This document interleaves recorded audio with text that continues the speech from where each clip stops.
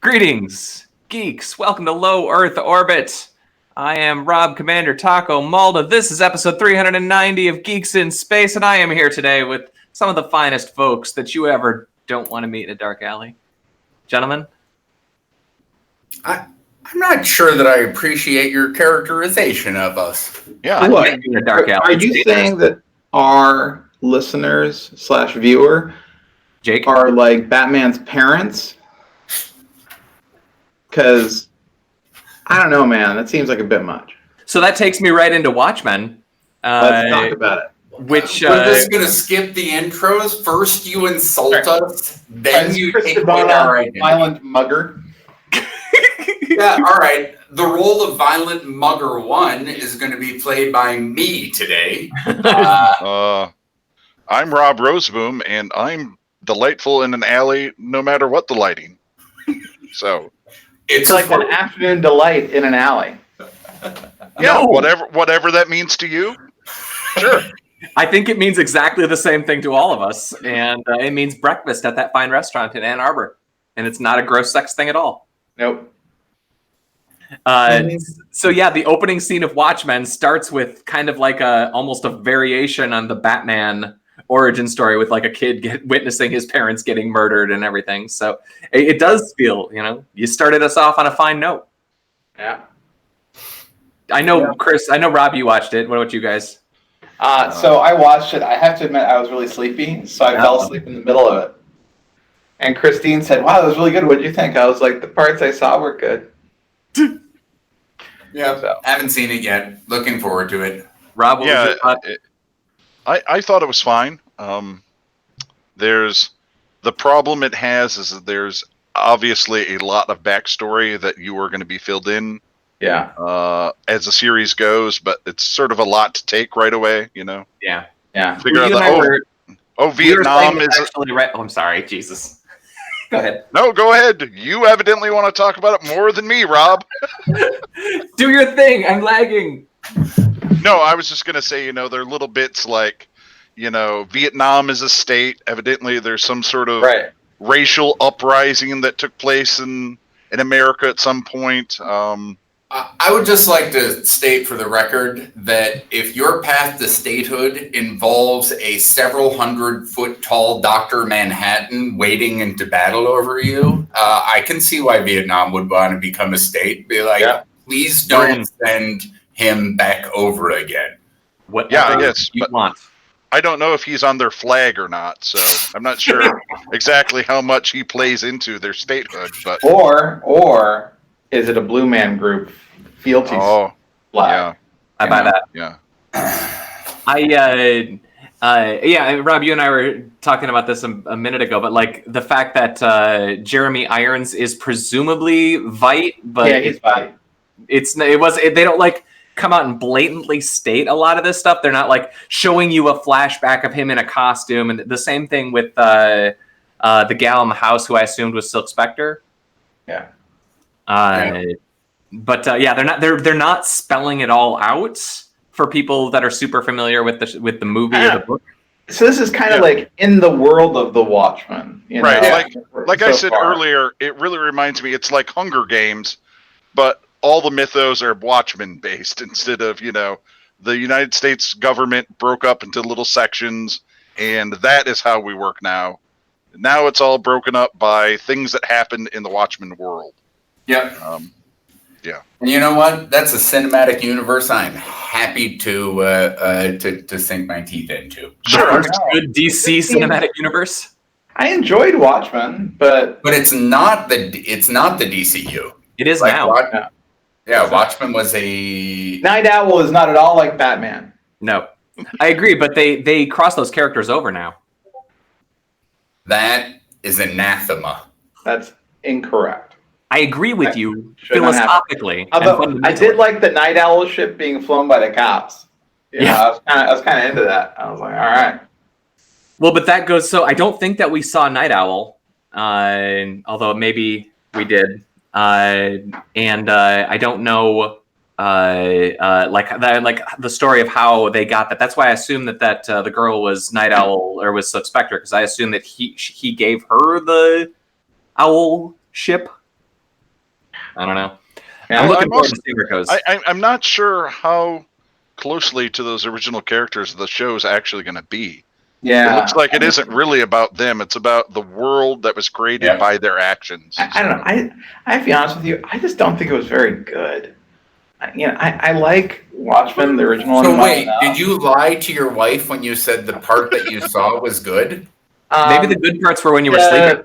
Oh, the woman playing with the mask and the hood, Regina King. She's fantastic. Mm-hmm.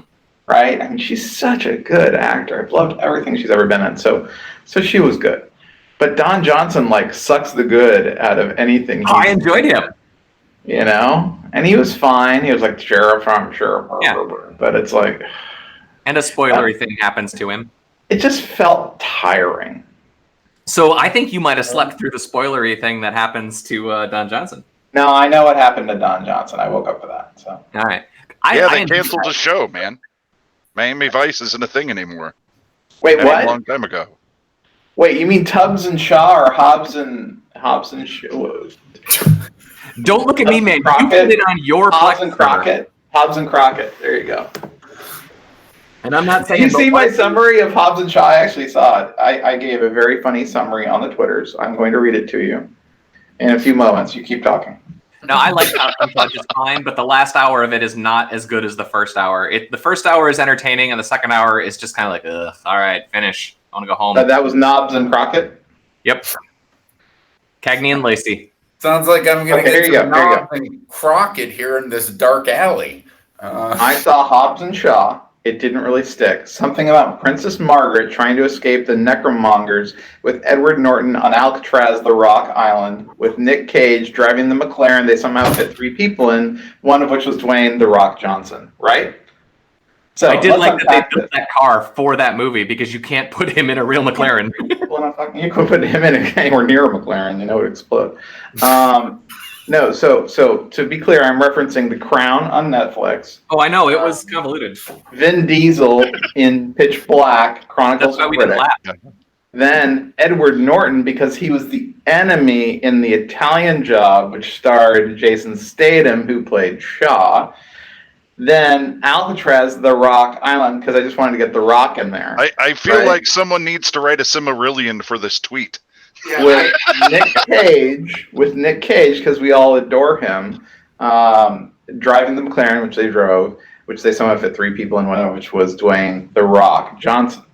This is like having David Foster Wallace tell a joke.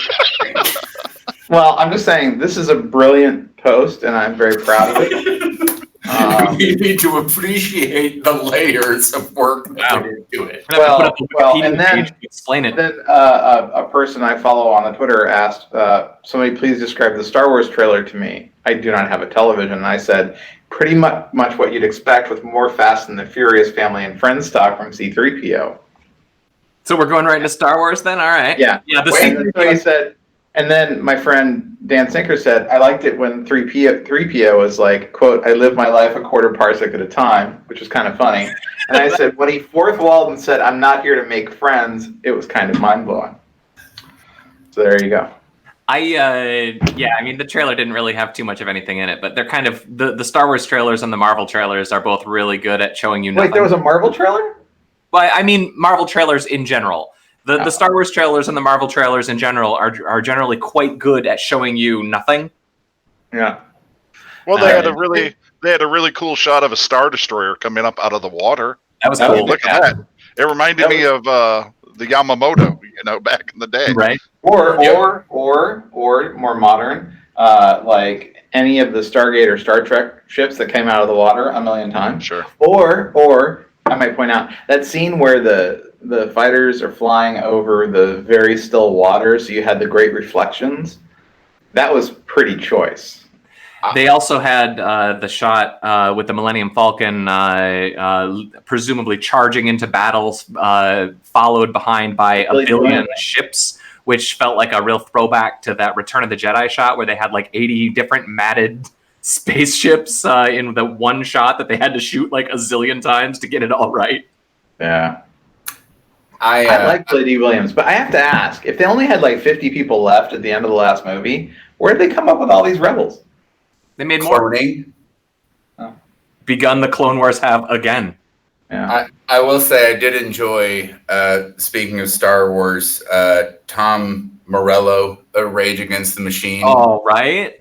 Went to Disneyland, I guess it was over the weekend, went into the new Star Wars cantina, and one of the bartenders leans over and sneakily says to him, "It's not often that we get a Resistance general in here," and then gave him one of the like rebel tokens, which I'm like, all right, that's for Rage Against the Machine, that's a cool recognition.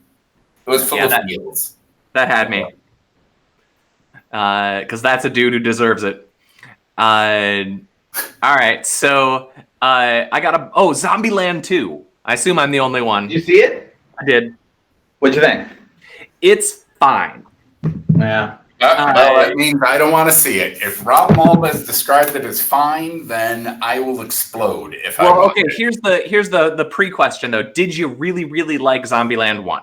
I did. I thought If you really, really like Zombieland, it was mostly pretty good. Right. If you really like it, this is an opportunity for you to spend 2 more hours with those characters. Now, it's not as good of a movie, but the characters are the characters, and they're still very fun. Yeah. Very competent actors. Yeah, Zombieland 1 was fun. Yeah. I mean, that's one of those movies like what? Woody Harrelson's got an Oscar, Emma Stone's got an Oscar, I think Abigail Breslin's got a nomination, Jesse Eisenberg. Like, they're all nominated or winners, and all following that movie. Listen, I don't need the Academy to tell me who to like. All right? All right. I like them for who they are. And all right, tell me about Daniel Day-Lewis. How do you feel about him? Yeah. Don't care. I thought he was good in some stuff. Who cares in the others? I don't care. All right, then. I do what I want. Zombieland 2 is a liar. He does his own Last of the Mohicans deal every weekend. It's significant cosplay. Sure. I used to, but then it became cultural appropriation to do that. So right. I was just thinking it was because you cut your hair, so then you couldn't do it as well anymore. Well, I mean, you mean the Madeline Stowe character, of course. You know? Sorry. I like to spend my time writing fan fiction where it's Daniel Day-Lewis's Lincoln in love with Daniel Day-Lewis's Last of the Mohicans, and they're in love. Wait, someone's shipping Last of the McChickens with Lincoln? Yeah, wouldn't that be hot? All right. I don't... So much Daniel Day-Lewis. It's Daniel Day. It's Daniel Day, everybody. Every day is Daniel So Equifax's admin password was admin. Yeah. Really? Yep. Yeah, no, those guys were terrible. They really should be just out of business. It's insulting. Like they can control people's credits, and yeah. I mean, it's not even internet points. Like how they said they were going to give everybody like $100 or something as an apology, but then it was like, no, we're going to give you $100 in store credit. It's like, wait, so I have to be your customer? Yeah. That's how I get rewarded. And you have to sign up for LifeLock, which themselves had a breach a couple years ago. It's like, oh my God. It's humiliating. It's so bad, you know. And it was $250, but too many people took it, so they're like, oh, we have to ratchet it down. Otherwise, their lawyers won't get their cut. And it's like, yeah, pricks. Yeah, I think you guys are doing it wrong. I mean, there's been some companies that have... I think they're doing it great from their perspective. Not for us. Yeah. As far as the consumer is concerned, absolutely they're not doing it. So in big dumb company stuff, did you see that Adam Newman got like a multi-billion-dollar payout to leave WeWork? He must have naked pictures of MBS with like a pig, right? I mean, how the hell? Really? It's just amazing. How much? Wait, he got a new payout? Yes. I've heard numbers between 400 million and 1.7 billion. Yeah, to leave. To go away. Yeah. I got to tell you, you can get me to go away for like way less than $200 million.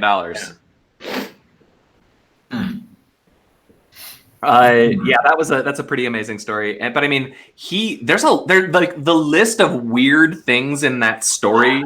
So like weird. He actually has discussed handing that company to his grandchildren. Like, who is doing that ahead of an IPO? Well, he told senior leaders that his descendants would still control the company 300 years from now, which is awesome. And so they gave him $1.7 billion. They're like, you are a scary son of a bitch. Get out of here. But I am in the walls. I'm in this room. I'm everywhere. I have uploaded myself to your non-working MIMO display. I will say, Matt Levine's Bloomberg,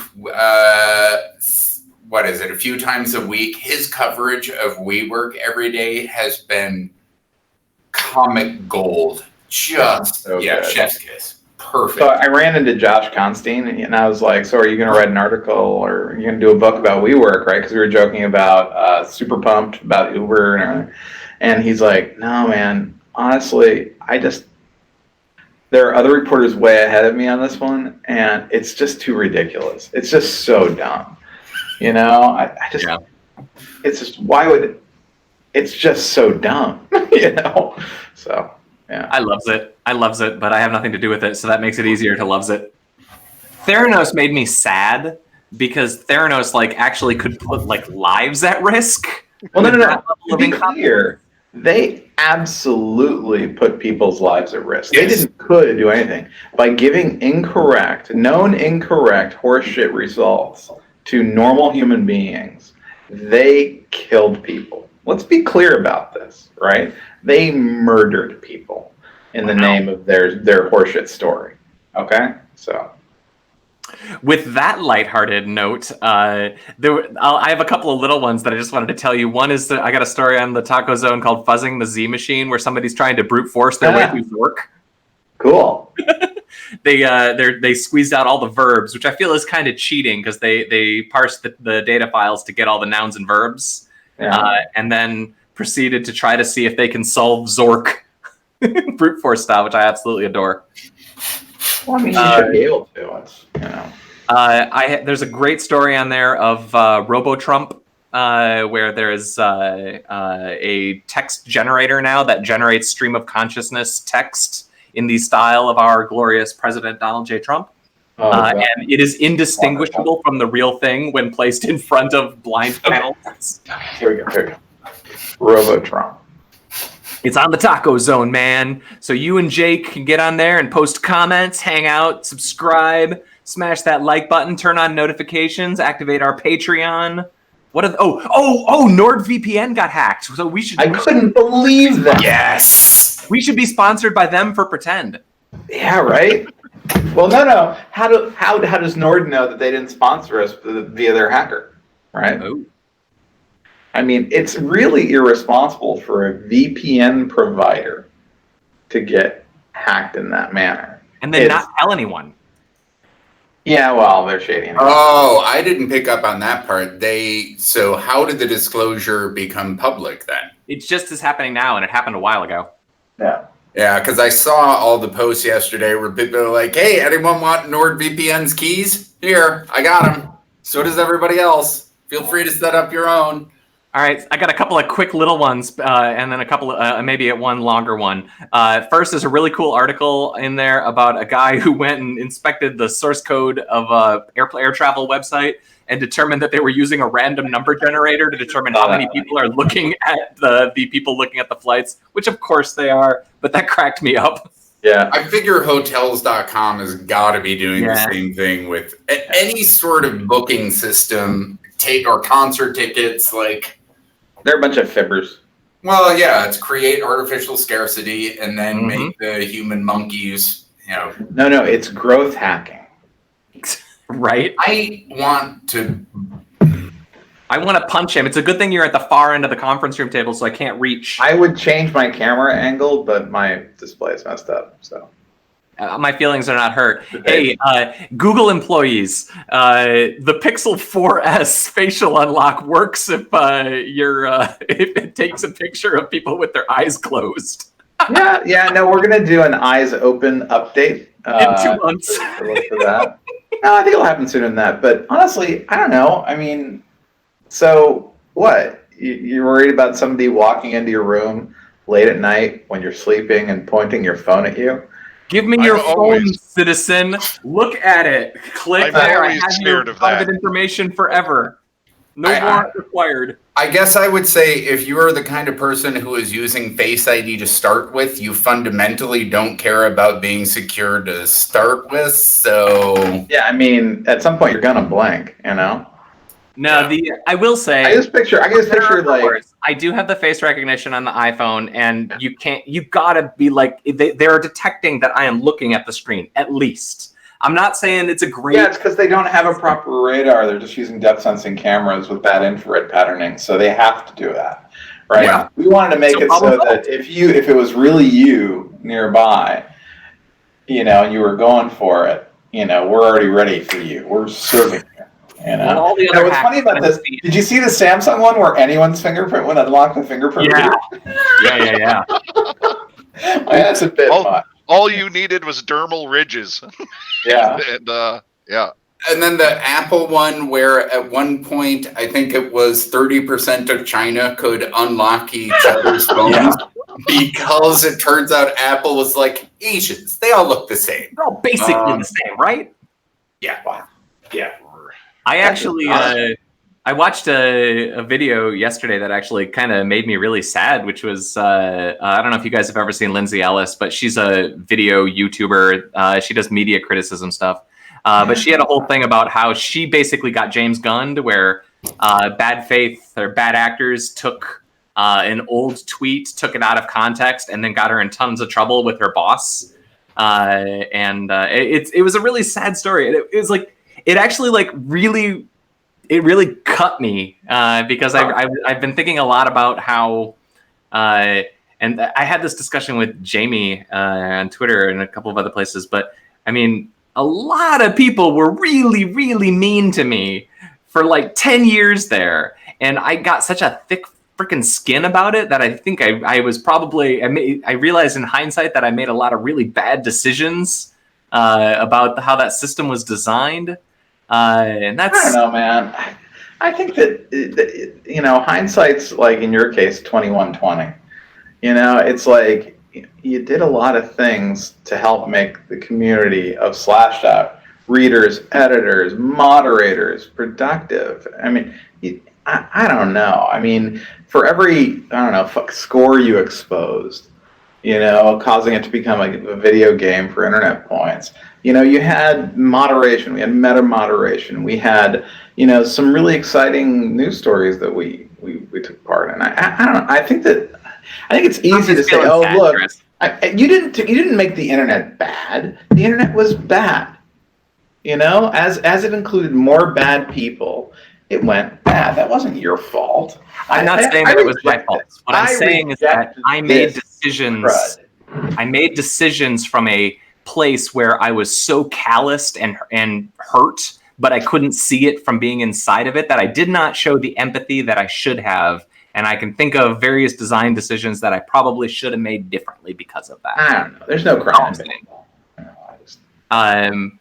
You can't have 256 axle trains in Switzerland. That was my weird discovery. Is this about Guns N' Roses? Is this? You can have all the Axl Roses in Switzerland you want, but Axl trains. What about the band Train?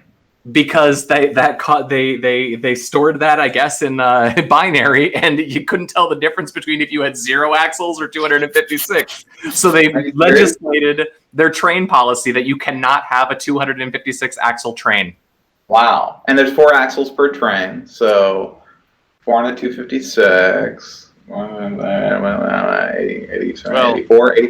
No more than 84 trains, or is there more than 4 axles per train? There's some cars that have more than 4 or more than 2 axles. Well, there's usually 2 axles per truck, and there's 2 trucks per train, right? So, or is there more than 2 trucks per train? Is there more than 2 axles per truck? These are the questions that we have to do research on before doing this. Otherwise, we are doing what Rob said. We are abusing the internet. I love it. I'm excited to abuse the internet. Hey, Jeff, tell me about Outer Worlds. All right, so. Ooh, you've been playing it? No, because it doesn't come out until Friday. But then I'm going to play it.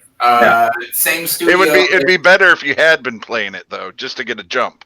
That would have been better. Although I don't like doing early access stuff because then it spoils it when it actually gets the shipping version. So yeah, reviews all look good. It's the studio that did Fallout New Vegas, which if you care about single player RPGs is probably one of the best all time ones ever. Apex. Gameplay sounds a little short in that it's probably 50-ish hours right now, but 15. whatever. That's fine. There's probably going to be bazillion more. 5-0 or 1-5? No, 1-5. 15 hours main quest. What did you say? 30 hours side quests, basically? Yeah. So 45, 50 hours. What if you're really bad at single player games and yet love them? How long will it take? I don't Like know if you're the me answer to that and you set it question. to easy mode and it takes you 7,000 hours to get through the game because your children always come and then argue with you about who gets to steal the controller from you, and you're not allowed to murder babies. Your children aren't babies. Just You're making a lot of assumptions. Maybe in a game it's all about baby murder. Yeah. I have to imagine not really much different because this is by the same folks who, were doing VATS before. Like, this is definitely more story-driven game than it is an FPS. Do they have a cruddy VATS equivalent, or did they finally drop that stuff on the floor?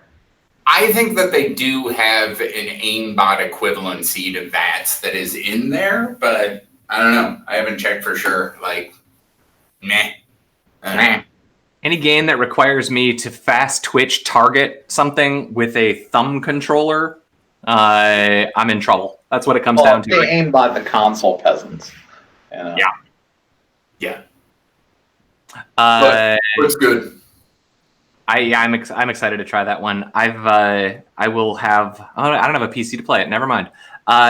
Today's Tuesday. Tomorrow is Wednesday. So the paving update comes out for Astroneer. Sorry, the groundwork update comes out for Astroneer tomorrow. So I'll be able to pave with my large rovers, and I'm very excited.